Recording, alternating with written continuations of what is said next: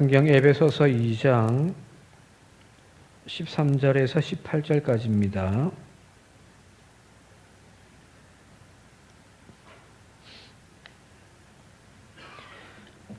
에베소서 2장 13절에서 18절. 이제는 전에 멀리 있던 너희가 그리스도 예수 안에서 그리스도의 피로 가까워졌느니라.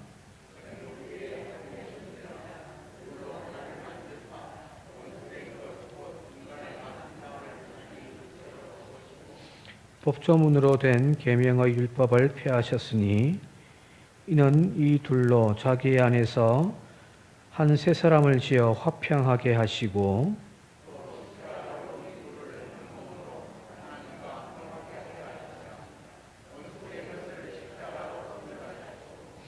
또 오셔서 먼 데 있는 너희에게 평안을 전하시고 가까운 데 있는 자들에게 평안을 전하셨으니 이는 그로 말미암아 우리 둘이 한 성령 안에서 아버지께 나아감을 얻게 하려 하심이라. 아멘.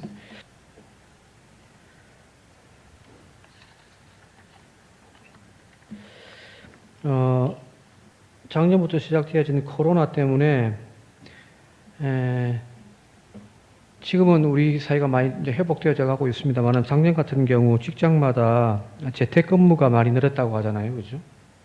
모여서 직장에서 일하는 것보다 그 업무를 가정에서 할 수 있도록 이렇게 많이 배려를 했었습니다. 아마 직장 다니는 사람들은 아마 그런 꿈들을 많이 꾸었을 거예요. 출근하지 않고 직장에서 일을 할 수 있다면 하는 이 재택근무가 굉장히 선망의 대상이었습니다만은 실제로 해보니까 그런 말미암아 부작용이 생기더라는 거예요. 집에 아이도 공부한다고 컴퓨터 앞에 앉아 있고 또 나도 또 해야 되고 이게 가사가 일이 또 직장 업무가 구별이 안 되는 것도 물론 있고요. 또 한편에서 가장 큰 문제가 하루 종일 식구들이 집안에만 붙어 앉아 있다 보니까 준비되어 있지 않는 가정은 이 가정의 평화가 깨어지더라는 거예요. 아침부터 저녁까지 계속해서 한 울타리 안에서 서로 막 부딪히다 보니까 서로 살을 부대끼면 더 행복해져야 하고 더 가까워져야 하는데 문제는 서로 더 싸우게 되어지더라는 거예요. 하루 종일 붙어 있으면서 갈등이 깊어지고 부부 간의 관계가 심각해지는 가정도 있었다고 하고요. 부부와 또 자녀 간의 관계가 갈등만 깊어지게 가더라는 거예요. 평소에 우리의 가족이라고 하는 공동체가 대화와 서로를 향한 관계가 설정이 제대로 준비되어 있지 않다 보니까 막상 코로나 때문에 온 식구가 함께 울타리 안에 하루 종일 생활하는 것이 사실은 지옥처럼 여겨지는 사람들도 있더라는 거예요. 이전에 제가 심호하고 있던 교회에서 한평에 있을 때 사모의 기도 제목 중에 하나가 하나님 다음 임지는 목사님이 출퇴근하는 교회로 가게 해주십시오 하는 기도를 실제로 했다고 하더라고요. 하루 종일 목사가 사모가 교회에 붙어 있단 말이에요. 그러니까 제발 좀 출근을 했으면 좋겠다. 아침에 나갔다가 저녁에 들어오면 좋겠다. 그런 기도 제목을 했다고 하던데 사실은 서로 한 울타리 안에 하나로 같이 있다라는 것이 얼마나 그게 참 힘든 일인지 새삼 좀 느끼게 되어집니다. 일상에 힘들고 지친 우리의 몸과 마음이 쉼을 얻고 안식을 얻는 자리, 그것이 바로 우리의 가정이 아닙니까? 그죠? 우리가 잘 알고 있는 즐거운 곳에서는 날 오라 하여도 그 노래의 핵심은 바로 가정은 우리의 쉼의 자리, 안식의 자리라는 거잖아요. 그런데 그 쉼의 자리, 우리의 재충전해야 할 그 원천이 되어지는 가정 안이 오히려 우리에게 갈등과 분열, 그런 어떤 원인이 되어진다면 그건 심각한 문제인 거죠. 직장 나가서 스트레스 받고 힘들었던 그 마음이 가정에 와서 내려놓고 풀어져야지, 그죠? 교회에서는 저희가 목사라고 막 해가지고 막 하더라도 가정 가면은 좀 편해져야지, 그죠? 그래야 뭔가가 이렇게 좀 스트레스가 풀어지고 해야 되는데, 그렇지 못하다면은 그 가정은 정말 지옥이 되어질 수가 있더라는 거거든요. 여러분들의 가정은 어떻습니까? 여러분들의 가정이 어떻습니까? 자, 가정만의 문제가 아닙니다. 사회에서 수많은 스트레스, 그 모든 원인이 바로 이 관계의 문제잖아요. 어제는 질병에 대한 이야기를 했습니다만 그 질병의 제일 큰 원인 중에 한 개가 바로 스트레스잖아요. 이왕이면 스트레스를 안 받아야 된단 말이에요. 근데 이 스트레스를 유발하는 핵심은 바로 이 관계성의 문제예요. 대인 관계의 문제지. 일이 많아가지고 힘들기도 하지만 더 큰 아픔은 힘든 것은 사람과의 관계잖아요. 그죠? 가정에만 문제가 있는 것이 아니라 심지어 교회에서조차 하나님을 아버지로 고백하는 그 믿음의 성도들끼리도 서로 담을 쌓고 원수처럼 지내는 그런 일들이 비일비재하단 말이에요. 집에서 싸우고 왔는데 교회 와서 또 싸우고 앉아있단 말이에요. 정말 교회가 하나님의 천국 같으면 얼마나 좋겠습니까마는 수많은 교회들에서 이런 서로 갈등과 분열이 그냥 비일비재해요. 저는 목사로서 참 제일 안타까운 것 중에 한 개가 우리가 하나님을 믿는다라고 이야기를 하고 기도하고 말씀을 듣고 예배를 드린다라고 하는 것들이 무슨 의미가 있냐라는 거예요. 실컷 예배 드리고 난 다음에 죄지켜야 할 때에 막 지지고 볶고 싸우고 뭐 니 편 내 편에 무슨 예배를 드린 거야. 그런 일들이 교회들마다 일어나고 있으니 그게 무슨 진짜 우리가 예수 믿고 있는 건가 하는 회의도 느낄 때가 많습니다. 주님께서 산상수훈에서 말씀하시기를 우리의 신앙의 원천이라고 할 수 있는 가장 핵심적인 예배에 대하여 말씀하시면서도 그렇게 말씀하지 않았습니까? 너희들이 예배를 드리다가 너희가 하나님 앞에 제단을 쌓다가 누군가와 원수진 것이 있다고 한다면은 먼저 가서 그 사람과의 관계를 회복하고 다 풀고 와서 나에게 제물을 드리라는 거잖아요. 그죠? 자, 그리 본다고 한다면은 신앙이란 관계예요. 신앙이란 한마디로 그냥 표현하자면 관계성이에요. 첫 번째는 하나님과의 나의 관계죠. 그죠? 세상 가치에 빠져 살던 내가 하나님과의 관계를 회복하는 거예요. 그래서 세상의 가치대로 살지 아니하고 하나님의 말씀, 하나님의 가치를 품고서 살아가는 것, 그게 신앙이잖아요. 그죠? 기도를 왜 해요? 세상에서 이야기하는 기도란 자신의 소망을, 자신의 소원을 이루어 달라고 요청하는 것이 기도라고 한다면은 기독교에서의 기도란 그런 것이 아니잖아요. 기독교의 기도란 하나님과의 관계가 회복되는 시간이에요.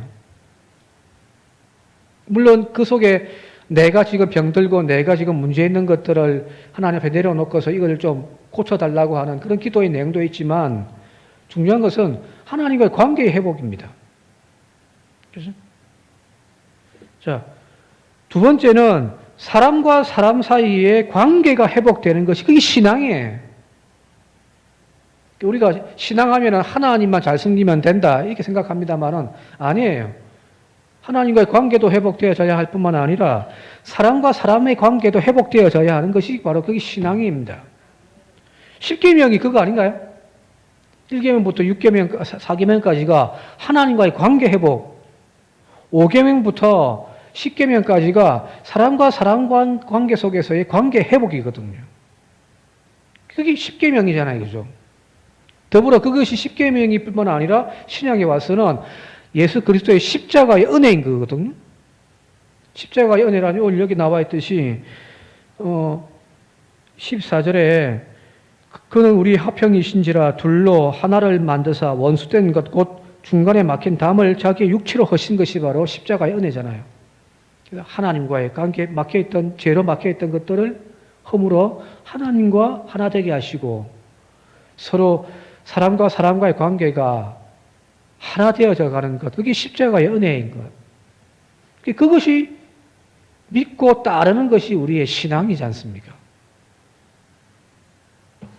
남편과 아내 사이, 자녀와 부모의 관계, 직장에서는 동료, 교회에서는 믿음의 식구들이 서로 화평을 이루면서 하나 되어져 가는 것, 막힌 담을 허물어 가는 것, 바로 그것이 하나님의 나라가 이루어지는 거잖아요. 우리의 가정이 천국이 되어지기 원한다면 막혀 있는 것들을 허물어야 돼요. 서로 담쌓고 사는 부부 관계에서도 담쌓고 사는 그 관계의 벽을 허무는 일들이 바로 천국을 만들어가는 작업들이라는 이야기입니다. 이건 제 이야기가 아니라 예수님이 하신 말씀이잖아요. 팔복에 마태복음 5장 9절 한번 함께 같이 읽어보도록 하겠습니다. 시작. 화평하게 하는 자는 복이 있나니 그들이 하나님의 아들이라 일컬음을 받을 것임이니라. 화평케 하는 것, 담 쌓는 것이 아니라 네 편, 내 편, 편 나누는 것이 아니라 그것을 허물고 서로 화평하게 하는 것, 그것이 바로 하나님의 아들들이 해야 할 일들이라는 거예요. 예장, 기장, 순복음, 성결교 막 서로 막 나누고 더 이상 하나님의 아들들이 할 짓거리가 아니라는 거예요. 그렇죠? 하나님의 아들들이 하는 것은 화평케 하는 일입니다. 담을 허무는 일, 그것이 바로 하나님의 자녀들이 해야 할 일들이라는 겁니다. 무너진 관계를 회복하지 않는다면 우리의 가정은 더 이상 하나님의 나라가 되어질 수가 없죠. 하나님의 나라란 막혀있던 담들을 허물어가 서로 하나 되어져 가는 건데요. 여기 십자가로 그 둘을 한 몸으로 하나님과 화목하게 하려 하심이라. 원수된 것을 십자가로 소멸하여 멀리 있는 너희들이 평안 가운데 서로 하나가 되어져 가는 것, 그래서 하나님께로 한 몸이 되어져 나아가는 것, 그게 바로 십자가의 은혜인 것. 그게 곧 하나님의 나라인 거거든요. 근데 우리는 하나님의 나라를 우리의 가정에서 만들어내야 되는데, 문제는 우리는 하나님의 나라를 만들어가는 것이 아니라 가정에서 뭐냐면 지옥을 만들고 있단 말이에요. 교회가 지금 하나님의 나라가 아니라 어떤 교회들은 막 교회가 마귀의 놀이터가 되어져 버리는 거예요. 사람과 사람 사이의 관계에 담을 허무는 것이 하나님의 나라라고 한다면은 그 담을 쌓아놓는 서로 벽을 쌓는 것이 바로 마귀가 하는 짓 아닌가요? 마귀는 벽을 쌓습니다. 네 편, 내 편. 그런데 하나님의 자녀들은 그 벽을 허물어서 서로 하나가 되어집니다. 원수조차도 나의 형제가 되어지는 것. 그게 하나님의 나라인데 오늘 우리는 우리의 가정을, 우리의 교회를, 우리의 직장을 하나님 나라로 만들고 있습니까? 아니면 지옥을 만들고 있습니까? 지옥인 그것을 그대로 그냥 내버려 두고 계십니까? 아니면 하나님의 나라를 만들려고 열심히 땀 흘리고 있습니까? 이제 우리 가운데 막혀있는 그 담들을 허무는, 즉 관계가 서로 회복되어져가는 그런 이번 하반기가 되어질 수 있길 바랍니다. 그대로 내버려 두지 마십시오. 하나님의 나라의 자녀들이 할 일이 분명한데 왜 그걸 방기하면서 그대로 내버려 두고 있습니까? 회복하는 저와 여러분들이 되어질 수 있길 바랍니다. 탈무드에 보게 되어지면 탈무드에 그런 이야기가 있습니다.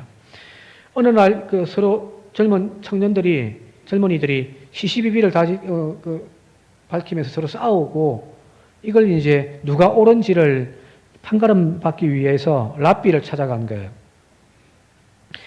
랍비가 이제 따로 한 명씩 불러가지고 이야기를 듣습니다. 서로 이제 같은 자리에 앉혀놓고서 막 이야기를 들으면 서로 지가 옳다고 막 싸우면서 이야기하니까 한 사람씩 불러가지고 각자의 의견을 듣습니다. 이 사람 불러가지고 이야기를 듣고 난 다음에 이 랍비가 뭐라고 이야기하냐면은, 당신 말이 옳소.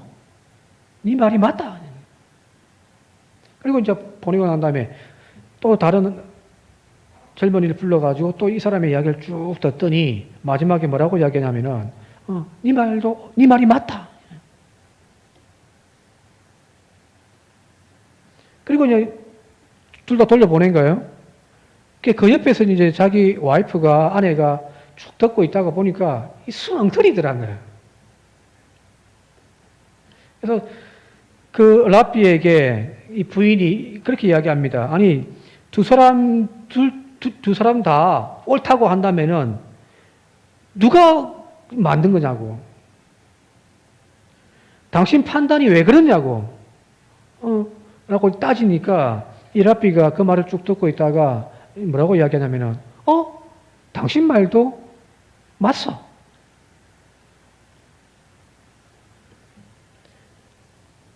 자, 랍비가 틀렸을까요? 아니면 이 아내가 틀렸을까요? 아내의 생각은 시시비비를 가려가지고 누가 맞고 누가 틀렸다라고 이렇게 딱 답을 주는 것이 그게 재판장인데, 이거는 이 사람 이야기 듣고 맞다, 저 사람 이야기 듣고 맞다고 하니까 줏대가 없어 보인단 말이에요. 그죠? 자, 아내의 의견이 맞을까요? 아니면 랍비의 당신도 맞고 당신도 맞고 또 그렇게 지적하는 당신 말도 맞다고 하는 것이 맞을까요? 자, 우리가 지금 인간관계를 어떻게 하고 있냐면은 옳고 그름을 판단하려고 하는 거예요. 네가 맞고 내가 맞고 이걸 우리는 판단하려고 하고 있단 말이에요. 왜 싸움이 일어나요? 하나의 문제를 가지고 부부가 왜 그렇게 지지고 볶고 싸워요? 그 이유는 옳고 그름으로 우리는 모든 것을 판단하고 해결하려고 하고 있기 때문입니다. 그런데 인간관계가 옳고 그름을 판단하기가 쉽지가 않다는 말이에요. 그죠? 랍비처럼 이 사람 주장을 들어보면 이 사람 말이 맞아요. 부부가 심각하게 싸우다가 이혼법정까지 가가지고 쭉 서로 이야기하는데 듣다 보면 이 사람 이야기도 맞아요. 또 이 사람 이야기 들으면 이 사람 이야기도 맞아요. 옳고 그름의 문제가 아니에요. 서로 다름의 문제예요. 교회 안에서도 마찬가지예요. 서로의 입장들이 다 있는데 그 입장들 듣다 보면은 서로 막 싸우기만 하는데 따로 때려놓고서 교회 분쟁이 있어가지고 가서 이제 막 화해시킨다든지 해결하기 위하여 가서 쭉 듣다 보면은 서로의 이야기가 맞아요. 이쪽에서는 이런 생각이 있고 이런 불만이 있고 이쪽에서는 이런 생각이 있고 이런 불만이 있단 말이에요. 누가 맞고 누가 틀리다? 절대 그런 관계는 없습니다. 서로 생각이 다르고 서로 바라보는 방향이 다를 뿐이에요. 옳고 그름의 문제가 아니란 말이에요. 누가 이기고 누가 지고 이런 문제가 아니란 말이에요. 근데 우리는 모든 관계성의 문제를 어떻게 판단하냐면 옳고 그름으로 판단해요. 누가 맞다 틀리다라고 판단하려고 하고 있단 말이에요. 누가 꼭 한 사람이 사과를 해야 돼요. 중요한 건 둘 다 사과를 해야 되는데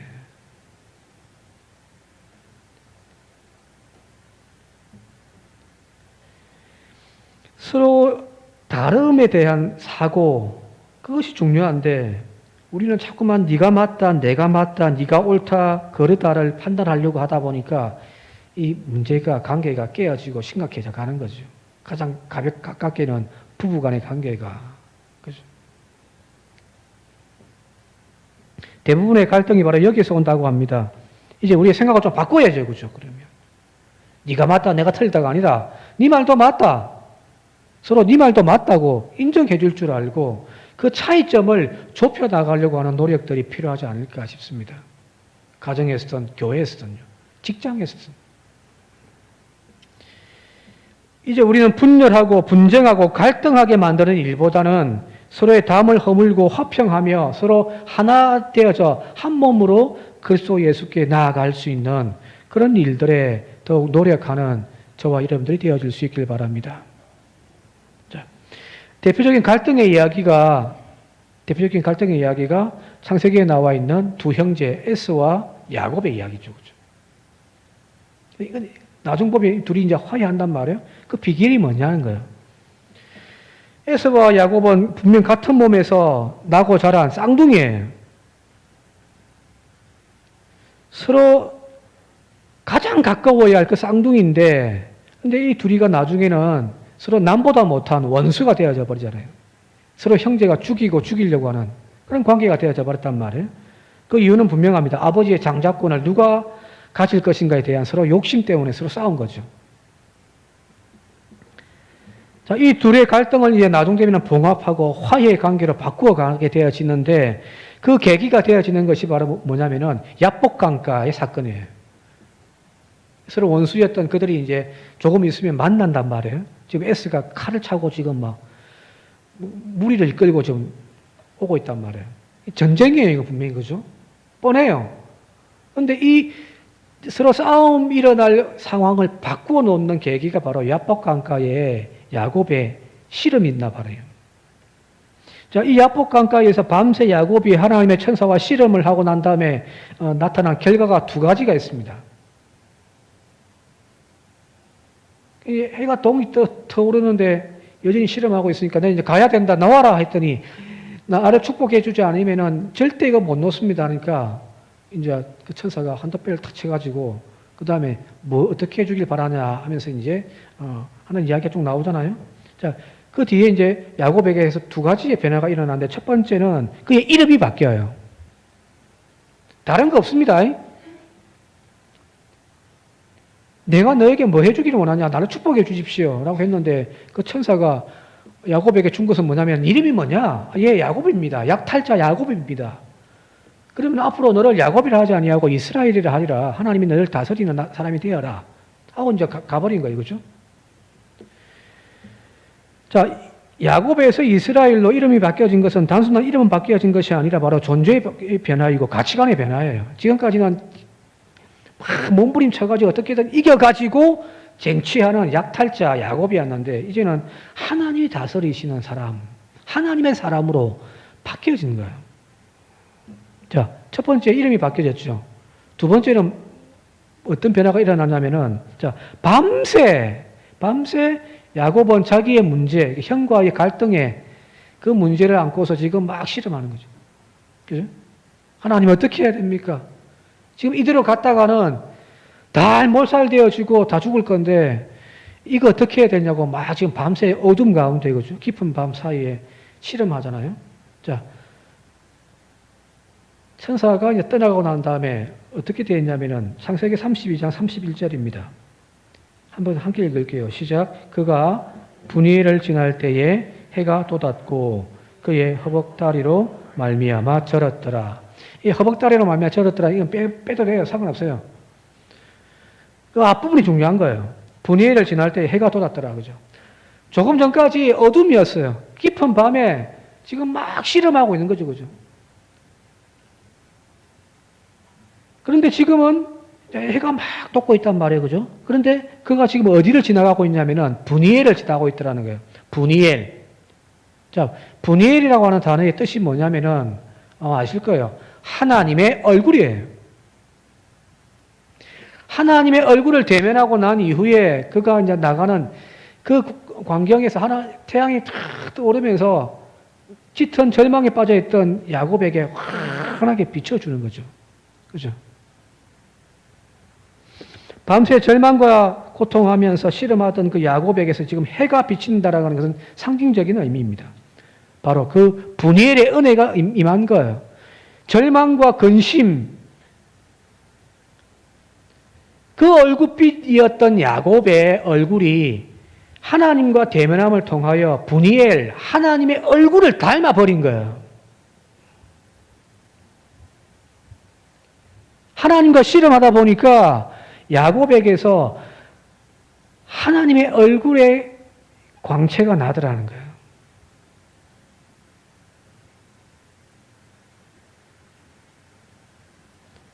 이거 중요한 거 아닌가요? 가정의 불화의 문제, 교회의 어떤 불화의 문제 않고 막 기도를 하다 보면은 어떻게 되냐면은 저 원수가 진짜 그냥 미워지기 시작하죠. 그죠? 저 원수만 아니면은 내 인생이 이렇지가 않을 건데, 우리 교회가 이렇지 않을 건데 하면서 막 하나님 그들을 변화시켜 달라고 막 우린 기도하잖아요. 그런데 기도하고 나와서 여러분들의 얼굴은 어때요? 하나님, 저 인간 좀 변화시켜 달라고.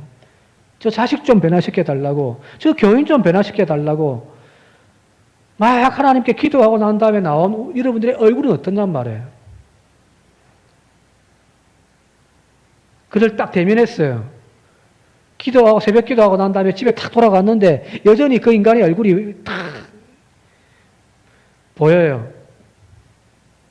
그때 내 얼굴 표정이 어떠냔 말이에요. 응답받은 기도와 응답받지 못한 기도의 차이점이 여기 있습니다.